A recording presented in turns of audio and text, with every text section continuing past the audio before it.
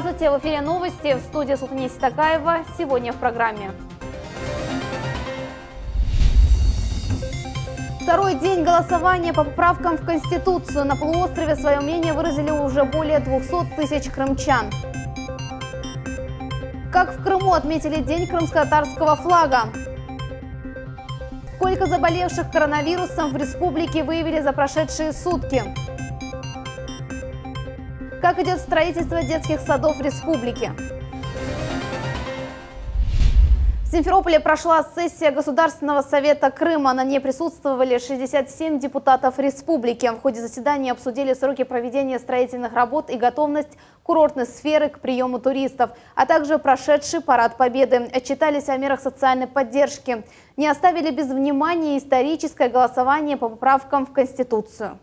Уверен, что вот то, что сделано было за этот период, коллеги, отличалось действительно хорошим качеством, ваша работа депутатская. Ну и, понятно, испытание, я имею в виду эпидемия коронавируса, которая нам была послана, коллеги, сплотила нас. Хочу сказать слова благодарности Владимиру Андреевичу, депутатскому корпусу за ту большую системную работу, которая была организована по помощи гражданам. Глава Крыма поздравил коллектив Центра дальней космической связи. Ему исполнилось 60 лет. Созданный под Евпаторией объект – один из крупнейших центров управления космическими аппаратами. До создания ЦУПа всеми кораблями «Восток», «Восход» первыми союзами руководили из Крыма. Отдельная благодарность правительству Республики Крым за огромную помощь в возрождении Евпаторийского отдельного командного измерительного комплекса. Сейчас, после обновления технической базы, возможности его существенно повысились. Поздравляем вас, дорогие друзья, с юбилеем. Сохраняйте славные традиции первооткрывателей и исследователей космоса. Желаем вам и вашим семьям крепкого здоровья, благополучия и новых успехов в деле служения российской космонавтике. Космонавты Роскосмоса Анатолий Иванишин и Иван Вагнер. А депутат Госсовета Валерий Аксенов в свою очередь отметил, что в этом направлении планируется провести большой комплекс работ. Заканчивается проектирование Центра дальней космической связи в Школьном и Центр по дистанционному зондированию Земли. Вот эти, так сказать, будут новые объекты строиться, так сказать, которые будут определенную пользу давать. В случае принятия 46 поправок в Конституцию обеспечат развитие всех отраслей как республики, так и страны. Проголосовал за перспективное будущее крымского спорта и другие социально значимые изменения и Рустем Казаков. Олимпийский чемпион убежден, что все соотечественники придут на избирательные участки и примут активное участие в историческом событии. Я считаю, что разумный человек, он должен обязательно пойти проголосовать. Вы посмотрите, даже инвалиды и то идут с палочкой, проголосуют. Почему? Потому что у них столько сейчас наш президент дал льготы им, и прекрасные больницы строят, еще раз я говорю, и прекрасные пенсии дают больным. Понимаете, возьмите на детей сколько дали денег. И я думаю, что с каждым годом будет все лучше и лучше. По итогам первого дня голосования в Крыму явка составила почти 14%. Это более 200 тысяч избирателей. Об этом сообщил председатель избирательной комиссии республики Михаил Малышев. Голосование по поправкам в Конституцию проходит по всей стране с 25 июня по 1 июля. Избирательные участки с сегодняшнего дня и до конца голосования работают с 8 до 20:00. Сегодня на избирательный участок пришли проголосовать руководство и епархии. По словам священников, многие верующие с одобрением восприняли идею принятия поправок. Причем я подчеркиваю, что верующие не одной конфессии, а многих конфессий нашего многонационального Крыма. Потому что впервые в основном законе государства упоминается имя Бога. За 2 дня свою гражданскую позицию проявили представители власти, духовные лидеры крымских татар, старейшины, общественники, активисты. Избиратели с праздничным настроением, с верой и надеждой на перспективное будущее приходили на избирательные участки. Каждый из них уверен, поправки изменят жизнь страны к лучшему. Общероссийское голосование по поправкам в Конституцию продолжается. Уже второй день люди разных профессий отдают свой голос за принятие изменений. Ректор КИПУ Чингис Якубов считает наиболее значимыми поправки к 71 и 72 статьям закона. Они предусматривают государственную поддержку развития науки, в том числе фундаментальной. Также поддержка будет оказываться и приоритетным направлением прикладной науки, имеющим общегосударственное значение. Дополнительным пунктом поправки обеспечат господдержку научно-технологическому развитию страны, сохранение и развитие ее научного потенциала. 114-я поправка, где правительство Российской Федерации наделяется особыми полномочиями для реализации научно-технологического прорыва в этом направлении. Поэтому также очень приятно, что дети сегодня введены как основной приоритет национальной и государственной политики нашей страны. И если мы сможем обобщить и объединить вот этих два фактора и сможем стимулировать развитие у детей научно-исследовательской деятельности, то я глубоко убежден, что впереди мы можем быть совершенно спокойны за наше будущее. С Днем флага крымско-татарский народ в соцсетях поздравил депутат Госдумы Руслан Бальбек. Парламентарий считает его праздником души и свободы. Наш символ на флаге насчитывает сотни лет. Но особенно греет сердце, что с 2014 года наше знамя развивается рядом с российским триколором. Наш флаг виден на площадях и зданиях по всему Крыму. Его можно увидеть на вершинах крымских гор в разных районах. Люди с почтением надевают значок с тамгой на лацкан пиджака. Это не просто единение, это, я бы сказал, одно целое. Ведь мы, крымские татары, сохранили свои обычаи, культуру и, конечно же, флаг благодаря тому, что вошли в русскую цивилизацию, которая не требовала от нас ассимиляции, стандартизации культуры, а относилась как к любимому чаду, опекая и защищая наш народ и нашу самобытность. Все это мы видим и сейчас. Так пусть же навеки стоит Россия, частью которой является наш народ и наш флаг. Восхождение на Демирджи и флешмоб на вершине Белой скалы. Самый большой крымско-татарский флаг и десятки воздушных шаров с тамгой в небе. О том, как прошел день нашего родного флага, расскажет Эльмас Аблакимова. Солнце еще только показало первые лучи, а на тропах у подножья горы Демирджи уже виднеются полотна небесно-голубого цвета. Родная символика в руках почти у каждого восходящего в день крымско-татарского флага. Активисты покоряют вершину Алушты. Шаг за шагом около 50 человек преодолевают сложные участки пути, крутые повороты, перепады высот на десятки метров, залитые водой или засыпанные камнями дорожки покоряются с трудом. Привал, отдых несколько минут и вновь крутой подъем перед самой вершиной. Это дорога между северным и южным плато Демирджи. Второй этап пути, лесистая местность и самый сложный этап. Здесь мы поднимаемся на высоту 1200 метров. Двухчасовая экскурсия по тропам заповедной зоны. Позади его для людей открылись долгожданные виды с вершин Демирджи. Тут и дети, и старики. Самому взрослому участнику восхождения 64 года. Чувствую себя великолепно. Приятно, что участвую в таком празднике, в таком мероприятии крымско-татарского народа. На вершине читают дуа, молитву. После в национальных костюмах исполняют традиционный танец хайтарма. Мы привели сюда детей, чтобы эту традицию переняли и они. Чувствую большую гордость за наш народ. Кульминация восхождения – самый большой в мире крымско-татарский флаг. 28 метров длиной и 18 в ширину растягивают на плато. Десятки человек крепко держат его руками. Голубое полотно теперь видно с высоты птичьего полета. Под гимн коренного народа в небо отпускают воздушные шары с тамгой. Увидеть национальную символику можно было еще на одной вершине Крымской горы. Золотая тамга на небесно-голубом полотне. Огромный крымско-татарский флаг 12 на 6 метров развернули прямо на Белой скале. Несмотря на сильный ветер, почти 30 человек забрались на вершину визитной карточки Белогорска. Тут провели традиционную молитву. Всему народу нашему крымско-татарскому пожелать самого наилучшего и напомнить еще раз, что этот день флага важен для каждой семьи. Золотая тамга – символ мудрости и свободы. На бескрайнем, как небо, полотне вселяют уверенность и чувство патриотизма, говорят люди. Как цвет голубого неба.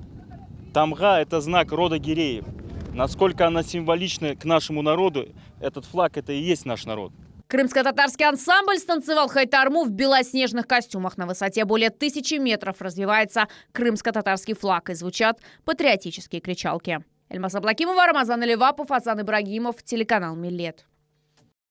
Получить статус социального предприятия. Такую просьбу выразило руководство столичной компании «Крымпласт». На крупнейшем производстве полиэтиленовых изделий трудится 300 человек. Половина из них инвалиды по зрению. Но учреждение не может оформиться, получить официальный статус социально ориентированного предприятия. Потому что закон, который предписывает такое положение, касается только малого и среднего бизнеса. Под эти категории производитель не попадает. По критериям количество сотрудников не должно превышать 250.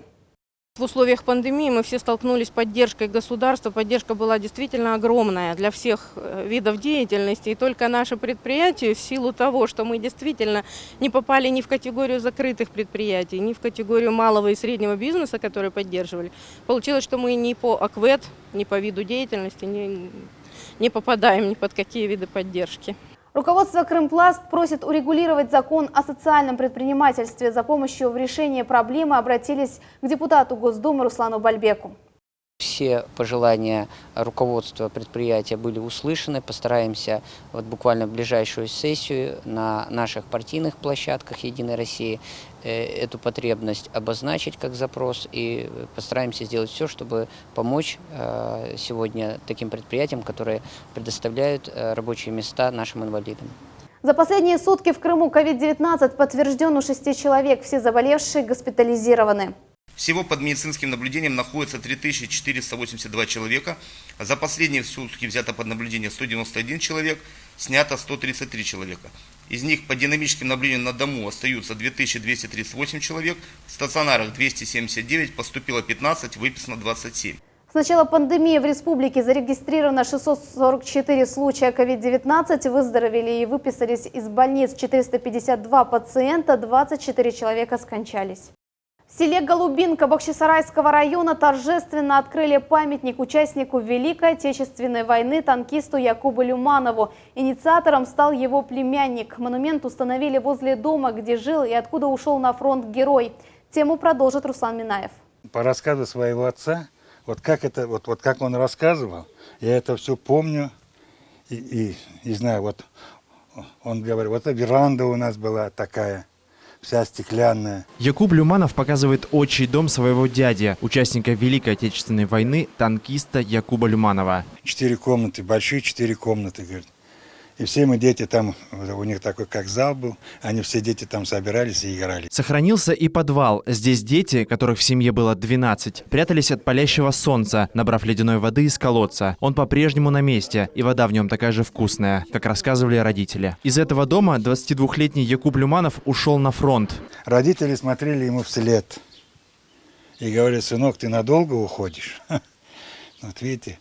А получилось так, что он действительно ушел надолго. На войне Якуб Люманов проявил себя бесстрашным в бою и бескомпромиссным с врагом. За свои заслуги получил орден Красного Знамени, орден Красной Звезды и медаль за отвагу. Дошел до Берлина, погиб в феврале 45-го, не дожив до Великой Победы всего несколько месяцев.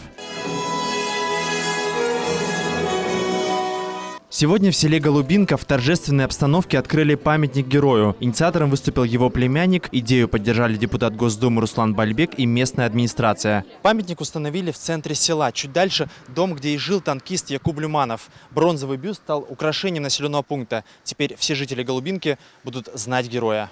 Уверенный взгляд и грудь в наградах за отважную службу. Таким Якуба Люманова запечатлел автор. Идея создания монумента родилась год назад. Наш семейный близкий друг Якуб Люманов, племянник нашего героя, он обратился вот с такой просьбой. И мне приятно сегодня, вот, что из семейного вот такого просьбы получилось вот такое событие. Человек очень позитивный. Вот. И здесь я пытался передать вот это, чтобы какая-то такая окрыленность какая-то была. Участники торжественного мероприятия возложили цветы к памятнику знаменитому танкисту. Он был человеком, который не жалел своей жизни для того, чтобы защитить свою родину. И Крым в том числе. Золотыми буквами вписал свое имя в историю развития нашего государства, нашей страны. В память о героях Великой Отечественной войны рядом с бюстом Якуба Люманова планируют создать аллею славы. Руслан Минаев, Дмитрий Низовой, телеканал Миллет.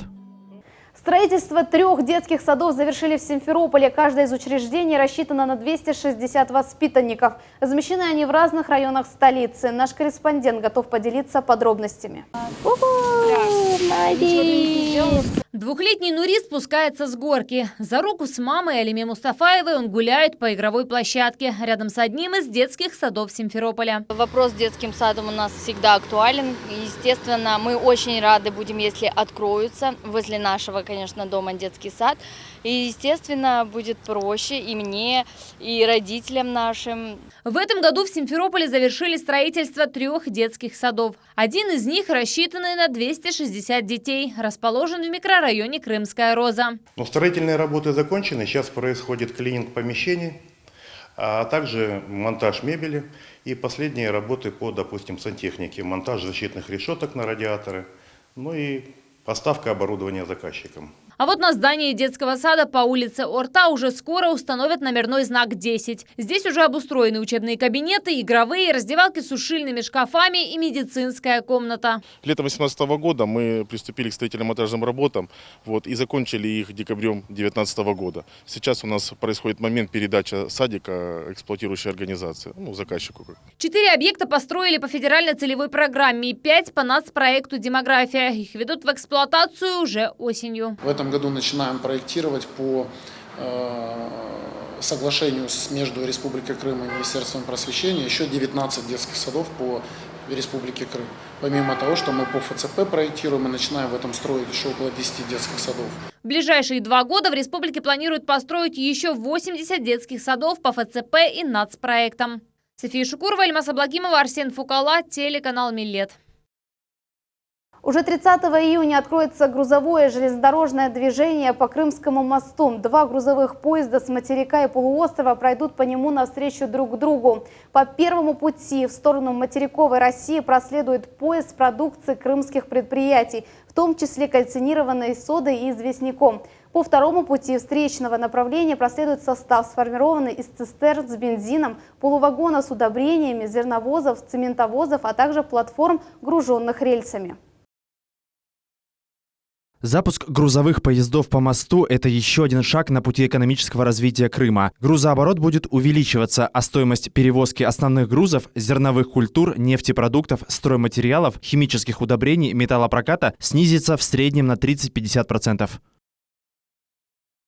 Это все новости на сегодня. Оставайтесь с телеканалом Миллет. Всего доброго.